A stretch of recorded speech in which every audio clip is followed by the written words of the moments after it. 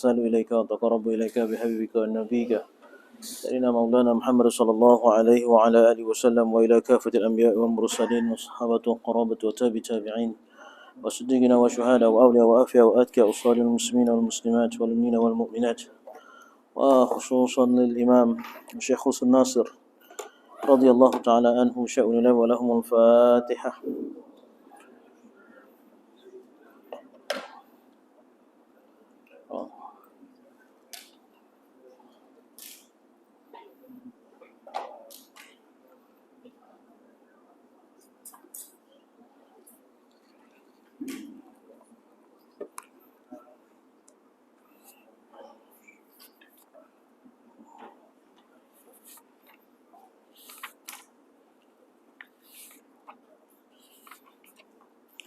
بسم الله الرحمن الرحيم. الحمد لله رب العالمين والصلاة والسلام على أشرف الأنبياء المرسلين وعلى آله وصحبه أجمعين.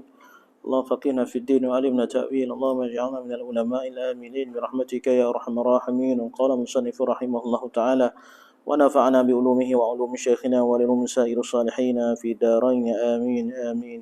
أما بعد، السلام عليكم ورحمة الله وبركاته.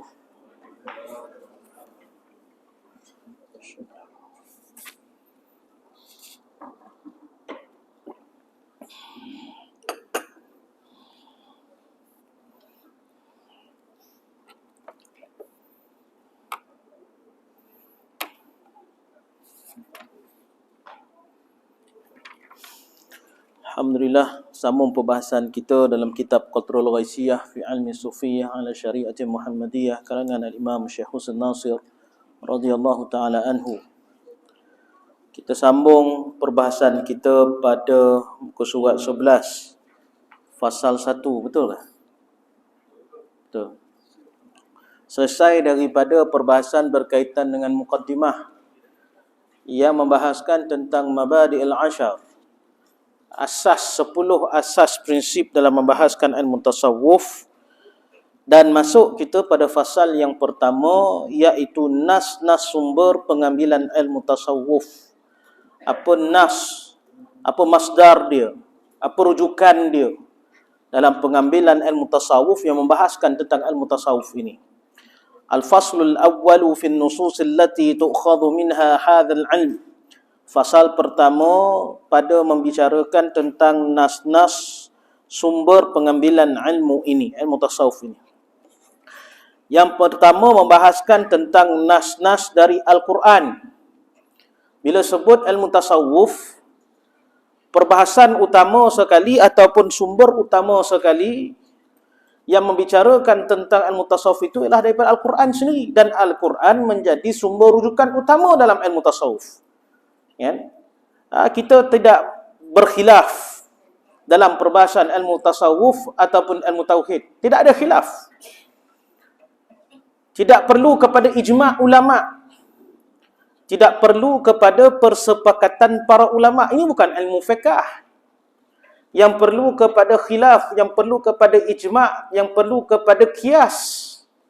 Ya, kalau fiqh, ilmu fiqh, ada di situ perbahasan yang di mana sumbernya itu bersumber dengan persepakatan para ulama, ijma'. Perlu kepada sumber qiyas di sisi mazhab Imam Syafi'i. Tapi apabila membahaskan tentang ilmu tasawuf, sumber utamanya adalah Al-Quran dan As-Sunnah Nabi sallallahu alaihi wasallam.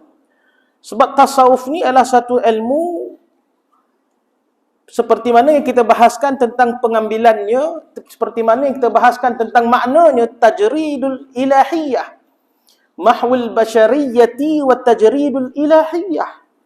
Kita nak kenal Allah Ta'ala, kita nak rapat dengan Allah Ta'ala, kita nak menjadi hamba Allah Ta'ala sehamba-hambanya, sudah pasti kita nak mengambil sumber daripada kalamnya. Kita bersama dengan kalamnya. Ingat, ilmu tasawuf ini, kalau seorang itu ahli sufi, wirid utama dia adalah Al-Quran. Wirid utama kita adalah Al-Quran. Ya? Kalau kita nak baca wirid lepas semayang tu berapa minit agak? Ambil lah 10 minit misal. Mana Al-Quran perlu baca lebih daripada 10 minit. Kalau kita betul nak pegang Quran, nak jadikan Al-Quran adalah sumber kepada kita, teman kita dekat liang lahat besok, bersama kita membaca Al-Quran di dunia ni. Kan? Dan itu menjadi wirid utama kita. Kalam Allah diturunkan kepada Rasulullah sallallahu alaihi wasallam, berantarakan dengan perantaraan Jibril alaihi salam. Dimulai dengan suratul Fatihah, diakhiri dengan suratul Nas, 114 surah bersama dengannya. Ini kalam Allah. Dan ia adalah mukjizat, satu-satunya mukjizat yang boleh dilihat, yang boleh dibaca. Kan? Ada orang kata, saya tak baca Quran sebab saya tak faham Quran. Jadi saya hanya baca terjemahannya sahaja dalam Inggeris, Ustaz. Jibril alaihi salam datang turun ke bumi dalam keadaan yang sebenarnya. Jumpa Nabi sallallahu alaihi wasallam pada hari pertama diturunkannya kalimah Allah dengan surah Al-Alaq. Iqra bismi rabbikal ladzi khalaq.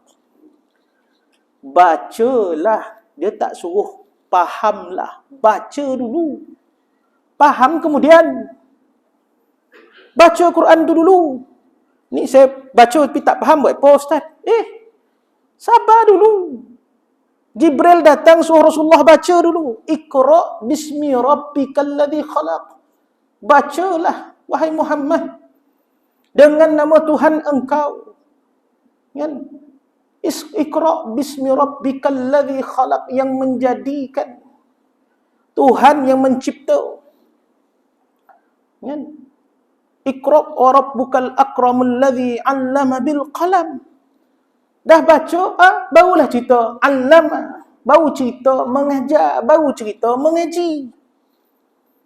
Kan? Baca dulu. Inilah apa-apa, kononnya dia baca terjemahan, faham benar ke? Apa kehendak Allah Subhanahu wa taala dalam surah tersebut, dalam ayat tersebut? Kan itu baca itu mendatangkan pahala.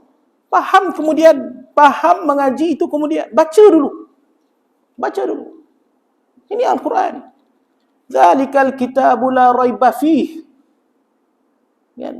Ayat kedua selepas daripada Al-Baqarah. Kan? Zalikal kitabu la raiba fih. Demikian kitab ini la raiba fih, tak ada keraguan baginya. Kita baca, confirm kita baca itu kalam Allah. Bukan kalam Muhammad sallallahu alaihi wasallam, bukannya kalam nabi-nabi yang lain, tak. Confirm ini adalah kitab Allah. La raiba fih. Tiada keraguan. Tiada syak wa sangka. Hudal lil muttaqin. Petunjuk bagi orang yang bertakwa kepada Allah Subhanahu wa taala. Ya. Berapa banyak kalimah al-muttaqin dalam Quran? Petunjuk. Nak jadi orang bertakwa, baca Quran. Nak jadi orang bertakwa, puasa.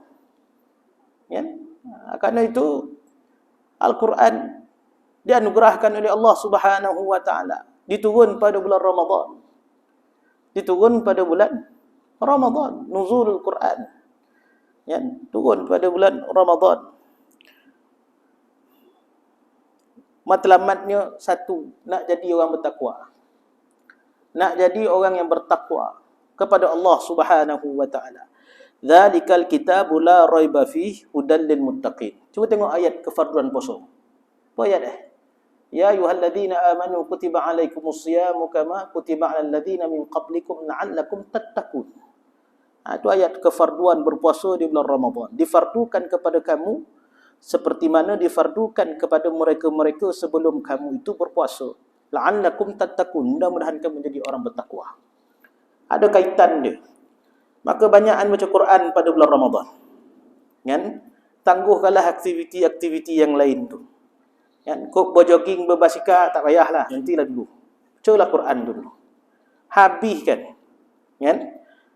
Duduk rumah baca Quran. Kan? Baca Quran. Lepas subuh Quran, lepas zuhur Quran, lepas asar Quran, lepas maghrib Quran, lepas isyak tarawih balik rumah Quran. Sehari 10 juzuk. Cuba. 3 hari dah khatam. Boleh kolak we pun. Ayo betul tuan-tuan ni. Boleh cuba buat. Lepas subuh buat 3 juzuk. Subuh kan banyak. Tuan-tuan. Subuh banyak. Ada masuk duduk buat 3 juzuk. Kan? Lepas tu pula, lepas Zuhur kan banyak. Buatlah 3 juzuk. Dah 6 juzuk. Lepas asar, baiklah asar dah sibuk nak pergi ke pasar. Nak beli juadah lah kan, nak masak lah. Lepas 1 juzuk.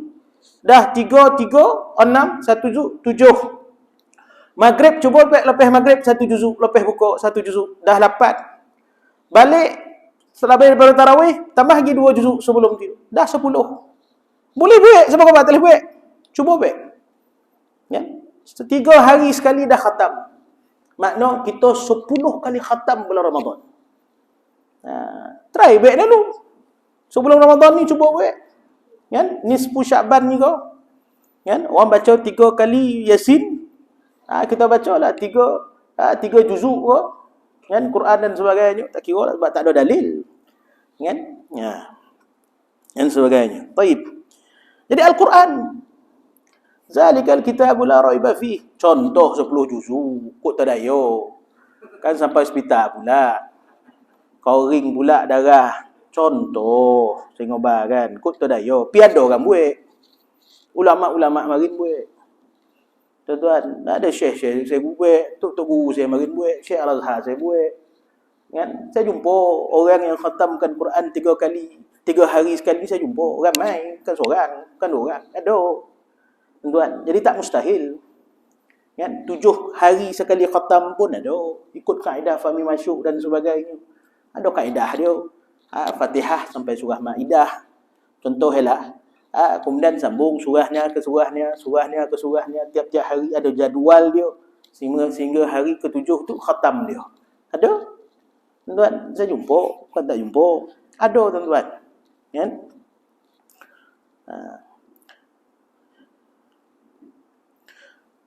Ketahuilah bahawa terdapat banyak nas yang menunjukkan kepada ilmu tasawuf. Sebahagiannya ialah ayat-ayat Al-Quran yang menunjukkan kepada keesaan Allah Subhanahu wa taala pada zat, pada sifat dan segala perbuatan Allah Subhanahu wa taala. Kan? Ayat Quran kebanyakannya tauhid ilallah. Mengesakan zat Tuhan. La syarikalah. Tak ada sekutu bagi Allah Subhanahu wa taala. Pada zat dia, pada sifat dia, pada af'al dia. Itu tujuan tasawuf. Kan? Kita nak mengesakan Allah Subhanahu wa taala pada zat. Apa maksud zat? Zat apa maksud dia? Ma qama bi nafsih. Sesuatu yang berdiri dengan dirinya sendiri. Itu zat. Diri Tuhan tu. Diri Allah Subhanahu wa taala tu. Tapi jangan faham diri macam mana diri kita. Berbentuk. Ada jas, ada jisim, ada jirim. Mengambil ruang, mengambil tempat. Bukan tu maksud dia. Zat Tuhan. Ma qama bi nafsih. Sesuatu yang berdiri dengan dirinya sendiri. Ya? Itu zat. Ada padanya sifat. Sifat. Allah Subhanahu wa taala maqama bi ghairihi, sesuatu yang berdiri selain daripadanya, dan segala perbuatan Allah Subhanahu wa taala. Ya? Firman Allah Subhanahu wa taala. Ni kalau kita bicara tentang sifat, tak bicara tentang zat, macam mana kita nak kenal Allah taala? Ya? Kerana kalau tiadanya zat, tak ada sifat.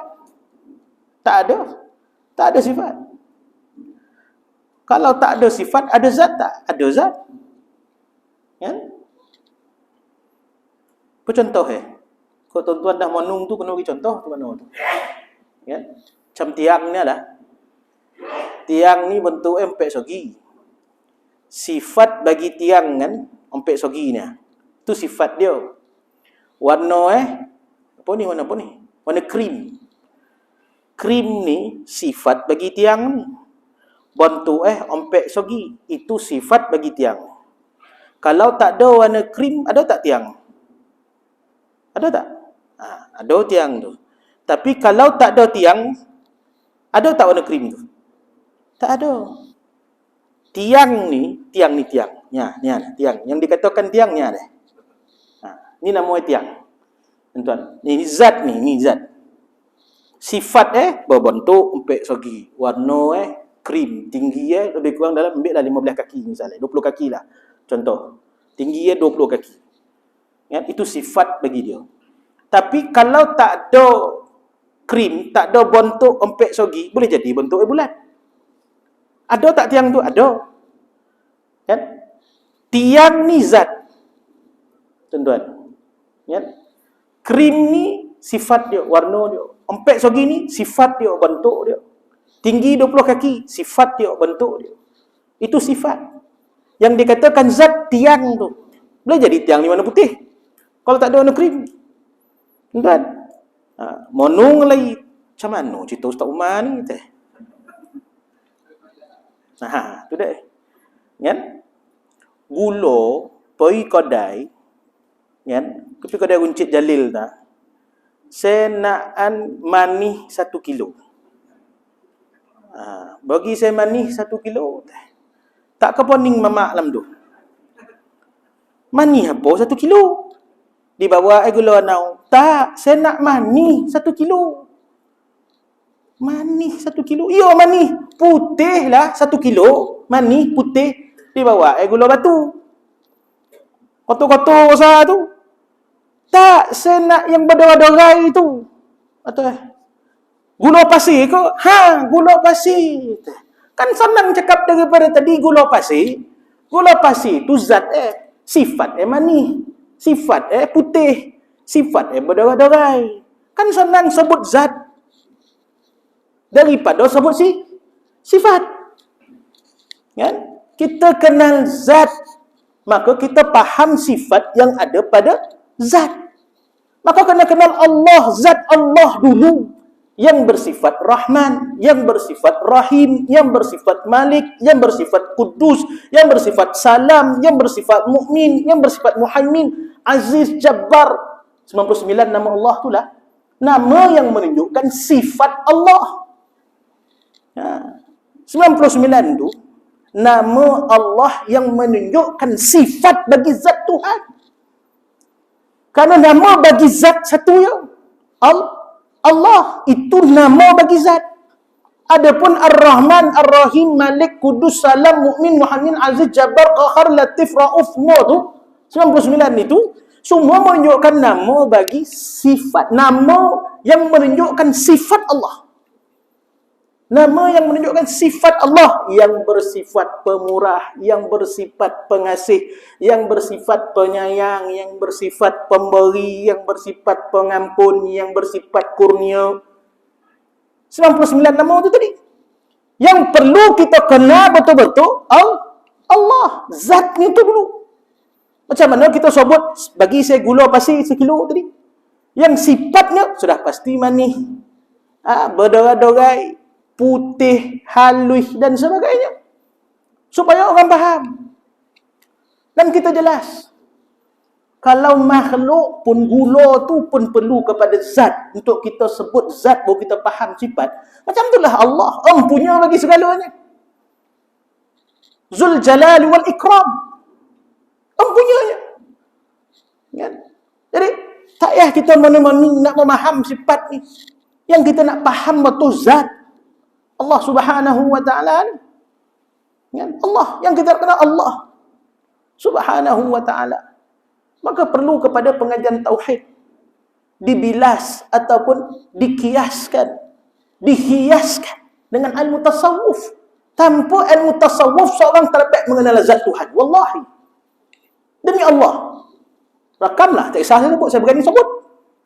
Tanpa ilmu tasawuf, maka seorang tak dapat mengenali Allah. Kalau hanya setakat mengaji ilmu tauhid tanpa ilmu tasawuf.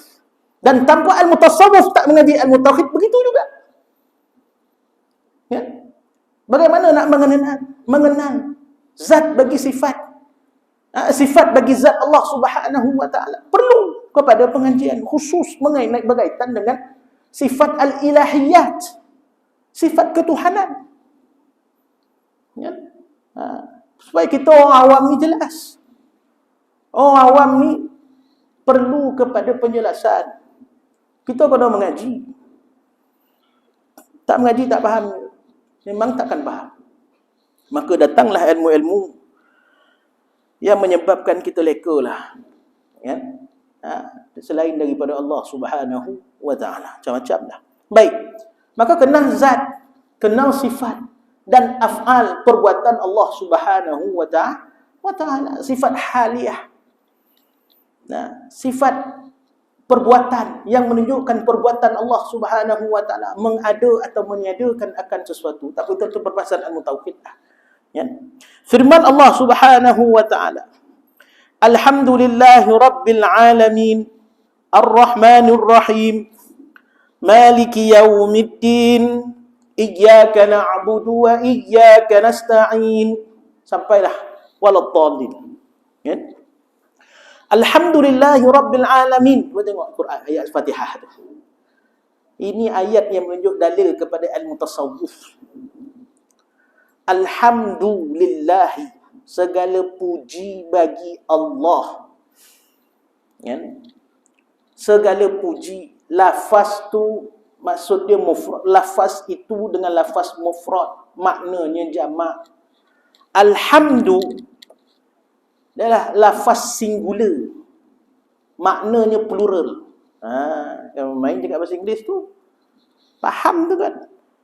Lafaznya itu mabnanya, tuan-tuan, mabna ayat itu, lafaz ayat itu singular. Makna ayat itu jamak. Segala pujian yang layak dipuji satu ya Allah. Yang layak dipuji. Yang kita ni memuji-muji orang ni baik apa? Kan? Yang layak dipuji hanya Allah Subhanahu wa ta'ala. Kita memuji Rasulullah sebab Allah puji Rasulullah. Tuan-tuan, puji Rasulullah sallallahu alaihi wa ala alihi wasallam mendapat pahalanya kerana kita memuji Rasulullah dan Allah. Karena itu Allah Ta'ala menyebut, Innallaha wa malaikatahu yusalluna 'alan nabi ya ayyuhalladzina amanu sallu 'alaihi wa sallimu taslima. Allah selawat dulu. Selawat itu bukan pujian. Allah menurunkan rahmat kepada Muhammad sallallahu alaihi wasallam. Puji. Selawat. Tuan. Ya. Qul in kuntum tuhibbunallaha fattabi'uni. Katakanlah wahai Muhammad, kalau kau semua sayang mau Allah Ta'ala, ikut aku, kata Rasulullah. Ayat Quran. Ya, Qul in kuntum tuhibbunallaha fattabi'uni yuhibbukumullah. Ikut aku, kamu semua akan dikasihi oleh Allah Subhanahu wa ta'ala. Wa yaghfir lakum dzunubakum, dan diampunkan segala dosa-dosa kamu. Ya, mana perintah Tuhan? Ikut Nabi, puji Allah Subhanahu wa ta'ala. Wallahu ghafurur rahim. Ya. Jadi, alhamdu dengan makna pujian. Segala puji ataupun zat yang layak dipuji hanya satu saja. Allah Subhanahu wa ta'ala. Lillahi. Ya. Dia tak sebut alhamdulillahi. Tak. Sebut alhamdulillahi. Alhamdulillahi. Zat yang layak dipuji. Lillahi. Bagi Allah Subhanahu wa ta'ala. Zat dia. Rabbil alamin. Ini kata ganti nama bagi Allah. Tuhan bagi sekalian alam. Rabbil alamin. Kerana itu barisnya pun mengikut baris yang digantikan nama baginya, iaitu lillahi. Dia tak baca alhamdulillahi rabbul alamin. Rabbul tak, dia baca rabbil. Kerana lillahi, hi itu baris bawah. Rabbi itu pun kena baris bawah. Ya? Yang menyatakan Tuhan bagi sekalian alam. Tuhan bagi sekalian alam. Empunya sekalian alam ni adalah Allah. Ya? Empunya bagi alam. Alam ni maksudnya apa? Makhluk. sesuatu yang mendatangkan kebinasaan, yang menerima kebinasaan. Alam. Maka ada tuan dia, ada empunya dia. Siapa dia? Lillah tadi. Allah Subhanahu wa ta'ala. Ya.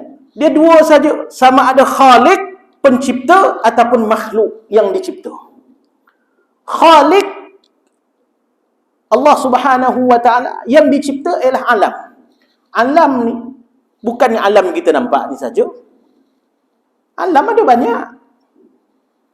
Yang alam kita nampak ni namanya alam muluk. Alam muluk. Yang kita rasa bosan ni benar tuan-tuan. Bosan benar ni. Kan? Yang kita rasa tak habis nak pergi, tak habis nak berjalan lah. Bumi ni tadi. Namanya alam muluk. Ada satu lagi nama alam, namanya alam malakut. Alam malakut. Alam dalam itu alam malaikat. Alam pada alam itu alam jin. Alam pada alam itu alam barzakh. Alam pada alam itu alam ruh. Alam pada alam itu alam-alam yang lain. Yang ada kehidupan mereka, yang Allah Ta'ala ciptakan. Ada. Disebut alam malakut, himpunan bagi segala alam. Himpunan bagi segala alam. Kena penting tahu alam malakut ni, alam roh antaranya. Sebab apa? Sebab kita nak pergi ke alam malakut tak lama lagi. Jangan kau bagi kita tak pergi. Alam barzakh disebut sebagai alam malakut. Barzakh berdinding, ada dinding dia. Kan? Yang boleh menembusi dinding ni hanya roh. Jasad tak lepas. Kecuali jasad Nabi SAW yang kita faham berlaku ketika mana peristiwa Isra' dan juga Mi'raj, yang dah pun meninggalkan kita pada 27 Rejab tarikhnya. Ya. Itu jasad Rasulullah dan roh Nabi SAW masuk terus ke alam malakut ni. Bukan setakat alam roh sahaja pergi, alam syurga, alam neraka, semua Nabi pergi. Alam roh para Nabi, semua Nabi masuk, semua Nabi pergi. Nabi dah jumpa sebanyak beratus ribu Nabi-Nabi yang disebutkan sebelum ini. Dan Nabi mengimamkan solat bersama dengan mereka. Ya. Dah. Hanya Nabi dan roh Nabi, jasad Nabi dan roh Nabi masuk. Berdalil Subhanalladzi asra bi'abdihi laila. Ya. Minal masjidil haram ilal masjidil aqsa alladzi barakna hawlahu linuriyahu min ayatina innahu was-sami'ul basir. Saya tak nak syarah panjang dengan ayat ni. Cukup dengan ayat bi'abdihi tadi. Subhanalladzi asra bi'abdihi. Maka ulama tafsir menyatakan, ya, Maha suci Allah Ta'ala yang memperjalankan hambanya dengan hambanya, bi'abdihi, dengan hambanya erti dengan jasad dan roh Nabi. Kalau betul roh sahaja yang pergi, pasti Nabi Allah Ta'ala akan biruhin Nabi atau biruhin abdihi. Tapi yang berjalan, yang pergi sekali jasad dan roh, dengan selipar capal-capal Nabi pergi sekali. Yo kau Ustaz, ini ayat Quran petak yo Ini semua lah ni. Kalau kita menolak, menyangkal, tuan-tuan, nama kita menyangkal Quran. Ini satu-satu peristiwa, tuan-tuan. Peristiwa Isra' dan Mi'raj ni. Peristiwa yang menguji keimanan sahabat. Ada sahabat di kalangan siddiqiyun, ada sahabat di kalangan al-aqliyun. Siddiqiyun yang membenarkan kalam Nabi. Ada sahabat yang pada ketika itu mendengar cerita Nabi, akhir murtad balik. Sebab payah nak masuk ke akal. Payah masuk terima ke akal. Bagaimana Muhammad boleh pergi ke Masjidil Aqsa dalam tempoh sebahagian sekejap dia dah duduk balik. Tak boleh terima akal. Tak boleh diterima ke akal. Kan? Kalau kita ikut hukum akal, memang tak boleh. Dan kita kena faham, ini mukjizat. Mukjizat sesuatu yang melemahkan seseorang untuk meniru. Mukjizat adalah keistimewaan yang diberikan kepada seorang Nabi dan juga seorang Rasul. Keistimewaan Allah Ta'ala yang mukjizat, bersifat lemah. Orang nak menirunya tak boleh. Tak boleh. Satu.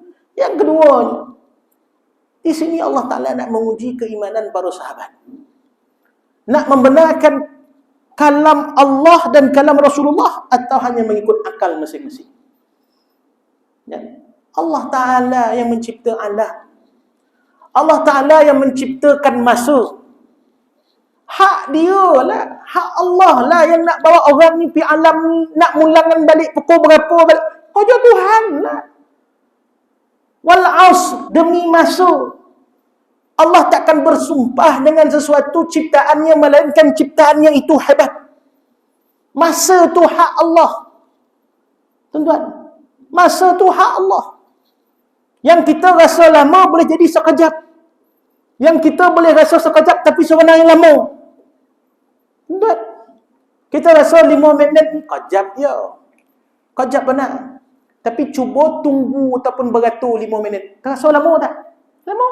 Bila 5 minit ni? Ya betul. Nak buka kaunter lagi 5 minit lagi. Lama nak rasa. Kan? Masa dilipat-lipatkan oleh Allah Ta'ala kepada Rasulullah sallallahu alaihi wasallam. Kadang-kadang kerana itu kita baca Quran. Dah 5 juzuk. Dah kita baca. Tapi tengok, baru 2 jam. Baru 1 jam setengah. Baru 1 jam. Rasa macam dah lama. Tapi tengok, sekejap ya. Tak adalah lama warna ada. Kan? Kadang kita rasa, nak pergi jalan jauh, nak balik rasa dokek pula. Kan? Masa milik Tuhan. Yang kita nak pening-pening baik apa? Kalau faham tentang asas penciptaan Allah Subhanahu wa Ta'ala, maka kita fahamlah tentang perkara Isra' dan juga Mi'raj. Maka kerana itu Sayyidina Abu Bakar Qabar. Sayyidina Abu Bakar As-Siddiq radhiyallahu ta'ala anhu menyatakan, apabila ditanya oleh Abu Lahab, wahai Abu Bakar, kan, macam mana kau boleh percaya kau cakap Muhammad ni? Dia diangkat oleh Allah Subhanahu wa Ta'ala. Dan dia berjalan ke Masjidil Haram, Masjidil Aqsa. Ya, Masjidil Al-Aqsa, Masjid Al-Aqsa, nama Aqsa makna paling jauh. Aqsa tu maksudnya paling jauh. Kerana paling jauh yang orang Arab pernah pergi, itulah. Waktu tu paling jauh orang Arab pernah pergi dekat Palestin waktu tu. Tak mustahil kalau pernah pergi ke Rambau, ke Tengkek, kau boleh jadi paling jauh kita. Tapi waktu tu, iaitu di Palestin paling jauh. Kalaulah diletak satu tempat yang paling jauh di Parsi lah misalnya, orang Arab tak pernah pergi. Jadi bila Nabi balik, aku pergi Parsi malam tadi. Kat mana tabuh Parsi tu? Seorang tak tahu kat mana tabuh. Kat mana diam lah. Parsi tu apa nama tempat Tapi bila sebut Masjid Aqsa, ramai yang pernah pergi tempat paling jauh, pernah balik pula. Okey Muhammad, cuba kau cerita sikit macam mana bentuk raman masjid tu. Rasulullah cerita. Tingkap besarnya, tiangnya banyaknya. Jadi orang semua terkejut. Betul lah. Memang dia dah pernah pergi. Betul. Dengar kat Abu Lahab. Kau ni bukan setakat penipu. Kau ni bomoh rupa. Dia khabar bomoh. Kan? Kau boleh tahu ya, terkejut. Kan? Apabila disampai cerita ni kepada Sayyidina Abu Bakar, Sayyidina Abu Bakar kata apa? Kalau dia pergi jauh, lebih jauh daripada Masjid Al-Aqsa, lebih tinggi daripada Sidratul Muntaha, tetap aku percaya. Tetap aku percaya. Kata Sayyidina Abu Bakar, ini iman sebenar. Siddiqiyun, kerana itu dapat gelaran As-Siddiq. Benar, percaya, yakin. Tuan-tuan, Nabi dan juga rohnya pergi jalan pada malam tersebut. Ya? Ini hak Allah. Maka Rasulullah masuk kepada seluruh alam yang Allah Ta'ala cipta. Sama ada alam ruh, alam barzah, alam malaikat, alam jin yang Nabi kena kerja dengan ifrit, kemudian malaikat Jibril ajar doa dan sebagainya. Banyaklah cerita, ada panjang gitu. Kan?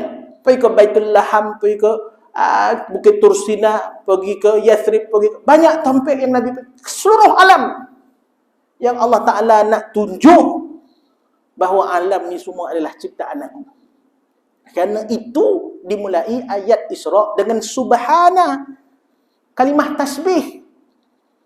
Subhanalladzi asra bi 'abdihi lailan minal masjidil haram ila al masjidil aqsa alladzi barakna haulahu linuriyahu min ayatina. Aywa. Untuk kami perlihatkan kepada Muhammad sallallahu alaihi wasallam tanda-tanda kebesaran kami. Pergi tengok suruh alam ciptaan aku, wahai Muhammad, dengan Jibril.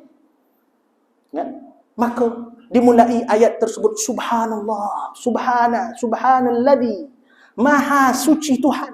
Macam kita lah tengok bulan cantik, tengok subhanallah. Tengok air sungai cantik juga ni, subhanallah. Disunatkan kita kan menyebut macam tu. Maka Nabi menunjukkan, ya Allah, besar, hebat ciptaan alam kau ni, ya Allah. Tuhan sekalian alam. Bukan sekat alam muluk ni kecil mana ya, sikit mana ya. Itu yang apabila ditanya dekat sahabat macam mana keadaan kami pada ketika Adam, keadaan bumi pada ketika itu bila kau berada di langit. Sehingga ada riwayat menyebut Nabi sallallahu alaihi wasallam menyatakan ketika mana berada di langit pertama, seolah-olah aku melihat bumi seperti sebentuk cincin yang terjatuh di padang pasir. Kecil sangat. Sebentuk cincin yang terjatuh di padang pasir.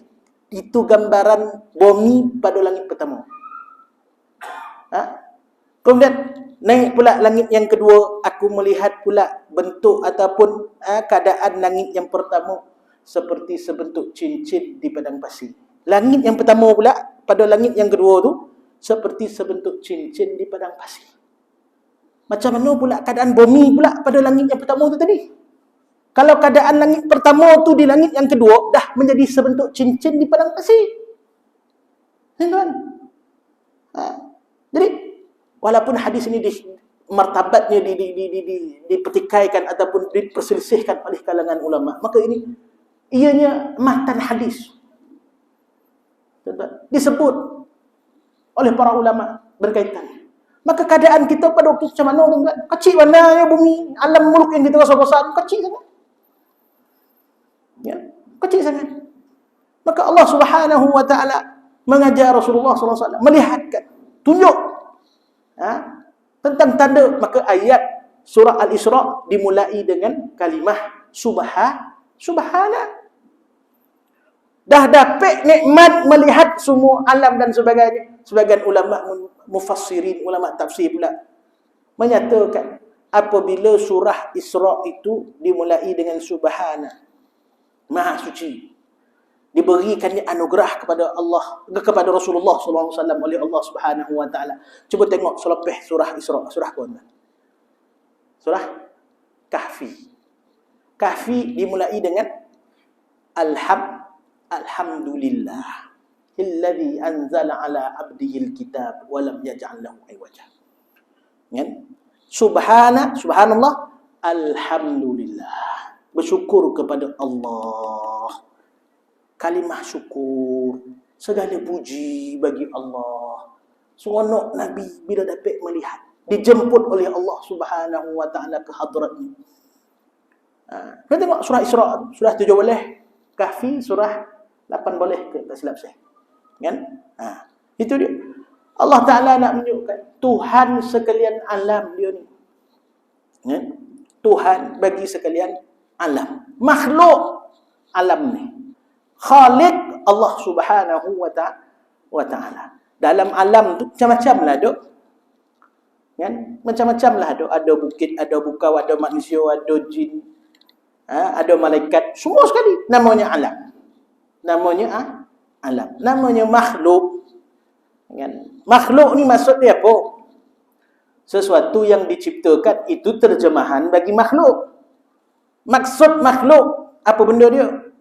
Ma siwallah, sesuatu selain Allah. Itu maksud bagi makhluk. Ma siwallah, sesuatu selain Allah adalah makhluk. Bila ditanya makhluk tu apa? Yang dicipta. Pueh jawab bulan dicipta, bintang dicipta, langit cipta, gunung cipta, kan? Bumi cipta, kan? Nah, macam jawapan kafar pula jawab kan? Bila kita jawab makhluk, makna dia apa? Sesuatu selain Allah. Makna selain Allah adalah makhluk. Yang bukan makhluk satu je, Allah. Maka makhluk ini dikatakan alam. Yang dicipta ni, yang selain daripada Allah ni tadi dikatakan alam. Maka tuan dia ataupun Tuhan dia yang menciptanya Allah Subhanahu wa ta'ala. Kan? Alhamdulillahi rabbil alamin, Ar-Rahmanir Rahim. Ini sifat lagi. Sifat yang menunjukkan lillah tadi. Karena itu baris dia baris bawah. Dia tak baca Ar-Rahmanu. Dia baca Ar-Rahmani, Ar-Rahimi. Sebab apa? Masih lagi membawa makna sifat bagi zat tadi. Seperti mana Rabbil Alamin, yang menunjukkan sifat dan juga kata ganti nama bagi Allah Subhanahu wa ta'ala, lillahi, begitulah Ar-Rahmani, begitulah Ar-Rahimi. Iaitu siapa dia Tuhan, siapa dia Allah Ta'ala tadi.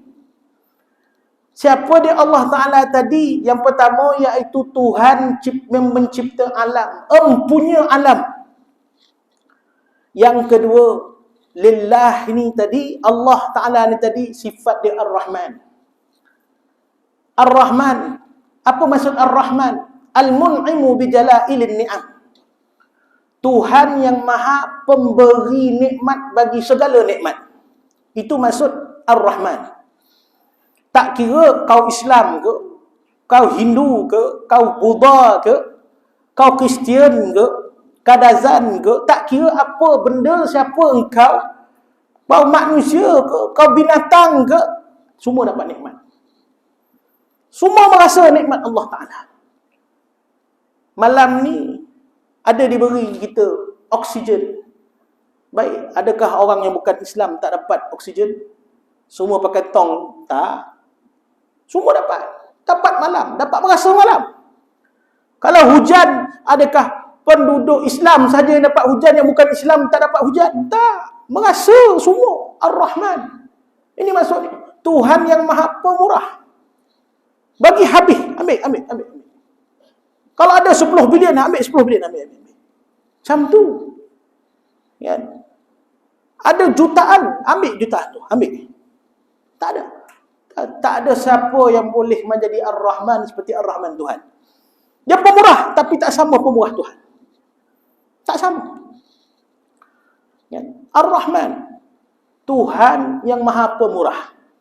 Itu terjemahan. Adapun maksud Al-Mun'imu bijalailin ni'am. Tuhan yang maha pemurah. Tuhan yang maha pemberi nikmat. Bagi segala nikmat yang besar-besar. Ya. Nikmat Allah Ta'ala beri ni ada dua. Satu yang disebut sebagai wahbiyun, satu lagi disebut sebagai kasbiyun. Wahbiyun, wahbi bukan wahabi ya, wahbiyun, makna nikmat yang Allah Ta'ala beri tak perlu usaha. Tak perlu kepada usaha, ambillah. Kasbiyun, nikmat yang Allah Ta'ala beri perlu kepada usaha. Perlu kepada usaha. Ya. Aku dah bagi ikan kat laut, pergilah tangkap. Itulah maksud Ya. Dan dah cipta lembu, bolalah. Ya. Macam itulah. Kau dah ada ayam, pergilah cakau. Macam itulah. Ini nak ada ayam, nak dijadikan ayam golek pula. Melampau. Ya. Dah bagi kambing, nak jadi kari kambing pula. Usahalah sendiri. Malik, beli rempah, masak. Jadilah kari kambing. Kan? Ada kita leka berdoa, ya Allah, nak kari kambing, ya Allah. Kepala siap bulat ikat usus. Tak pek dah.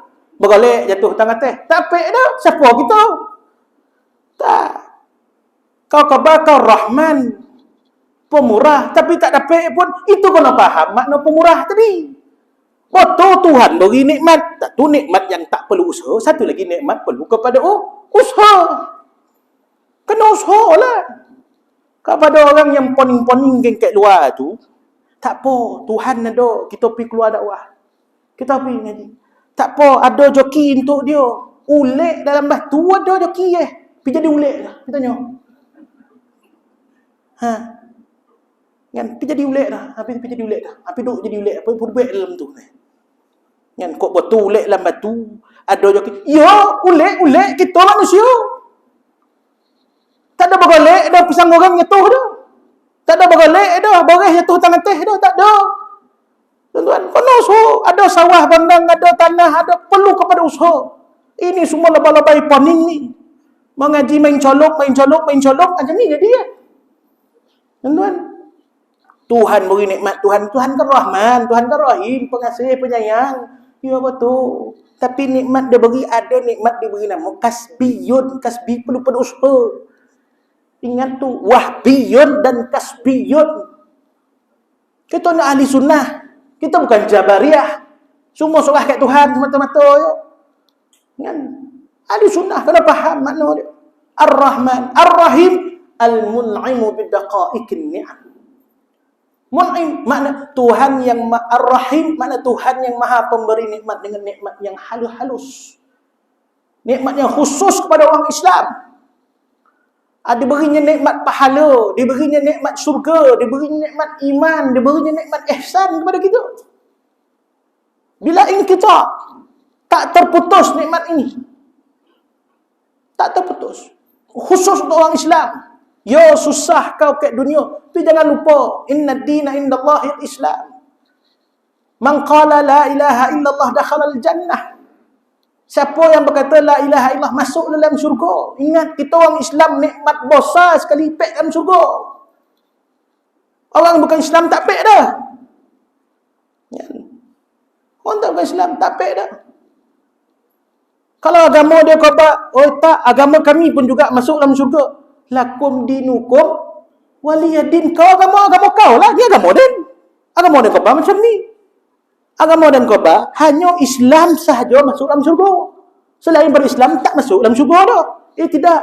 Agama kita kata, dia kata lah, agama kita kata pun juga masuk juga dalam syurga. Lakum dinukum waliyadin. Kau agama kau dan agama dan. Ya. Kau agama kau khabar macam tu, pandai kau lah, lentak kau lah. Agama dan khabar, kau tak pek masuk dalam syurga dah. Macam tu. Kan? Kalau agama kau khabar, kita semua duduk dalam syurga, itu agama kau. Agama den, kau tak pek dah sekali modern dah. Sebab apa? Inna ad-dina indallahil Islam. Man qala la ilaha illallah. Agama yang di sisi aku hanya agama Islam, Tuhan khabar. Siapa berkata la ilaha illallah, masuk dalam syurga. Tu ya. Kau dia cakap tak la ilallah, tak pek lah. Ya, kau nak sembah monyet, kau nak sembah biawak, kau nak sembah kobau, peduli lembu, kau peduli kau. Kau khabar tu Tuhan, lentaklah. Dan tak khabar tu Tuhan kau Allah. Macam tu jawab Tuhan dia Allah. Rabbul Alamin tadi. Tuan-tuan jangan lupa. Jangan khabar Allah Tuhan bagi orang Islamnya. Kalau kita khabar Allah bagi orang Islam, ada pula selain Allah adalah Tuhan pula. Kita dah syirikkan Tuhan. Kita dah khabar tadi, alhamdulillah Rabbil Alamin. Hanya Allah Tuhan sekalian alam. Alam ni Tuhannya satu je, Allah. Makna tak kira lah kau Buddha kau Cina kau Hindu kau Kristian kau Iban kau. Tak kira lah. Tuhan semua ni satu je, Allah. Itu etikad kita. Faham tu? Jangan kita kata kau nak Tuhan kau nak sembah. Jangan tak betul lah bahasa gitu. Kan? Kau nak sembah biawak kau nak sembah monyet kau nak sembah lembu kau, itu hak kau. Lentak kau lah. Tapi yang tahu Tuhan kau Allah. Sama modern Tuhan dan Allah. Sebab Tuhan alam ni satu ya, Allah. Dia kata, tak, Tuhan aku ni, Tuhan kau tu. Kan kau bahas tadi lakum dinukum waliyadi. Kau agama kau. Kau nak lantak agama kau, lantak kau lah. Apa yang kau faham? Nabi aja macamnya kat dan Muhammad Rasulullah SAW ya. Faham kan? Yang kita lekor mengaku, itu Tuhan dia, ni Tuhan kita. Berbanyak Tuhan mana ni? Kita dah khabar la ilaha illallah wahdahu la syarikalah. Tak ada Tuhan bagi Allah. Wahdahu la. Wahdah. Allah Ta'ala itu pada esa je. La syarikalah. Tak ada sekutu baginya. Makna bukan Tuhan. Tak ada Tuhan nombor 2, tak ada Tuhan nombor 3. Yang kita nak ngabar, itu Tuhan dia, ni Tuhan kita. Tak boleh dah. Tuhan dia Allah, Tuhan kita Allah. Kek kita, faham tak ni? Ni melopong semua ni. Saya tak faham. Kau dah lapar mana? Saya berhenti nak. Ni lama tak jumpa ni tu saya panjangkan tu. Dah berapa lu saya ke sini tuan-tuan soju. Kan? Agak berhenti Ar-Rahman Ar-Rahim selesai lah kita Kan? Panjang syarah Fatihah ni tuan-tuan. Fatihah ni rukun, kau nak faham makna dia. Bukan mentala nyebut tahu mentala tak? Alhamdulillah rabbil alamin arrahmanir rahim maliki waladhdallin. Dah sah yalah. Faham, kena faham. 3 ayat pertama surah Al-Fatihah ini membawa kepada tauhid Allah. Pasal kono mengaji tafsir surah Fatihah. Ada masa ada joki kita buka lah kitab tafsir surah Fatihah. Jelas dan faham lagi. Kan? 3 ayat pertama Al-Fatihah, Alhamdulillahirabbil alamin arrahmanir rahim maliki yaumiddin, adalah menceritakan tentang keagungan Tuhan. Mengesakan Allah, mengagungkan Allah. Ya. Lepas daripada itu dah lafaz doa.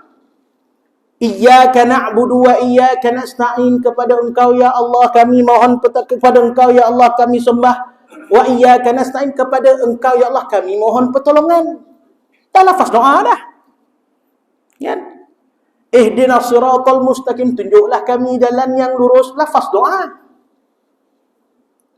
Siratal ladzina an'amta alaihim ghairil maghdubi alaihim waladdallin, iaitu jalan yang di mana Engkau berikan nikmat kepada mereka, bukannya jalan yang Engkau murkai kepada mereka, dan juga bukan jalan kesesatan. Lafaz doa.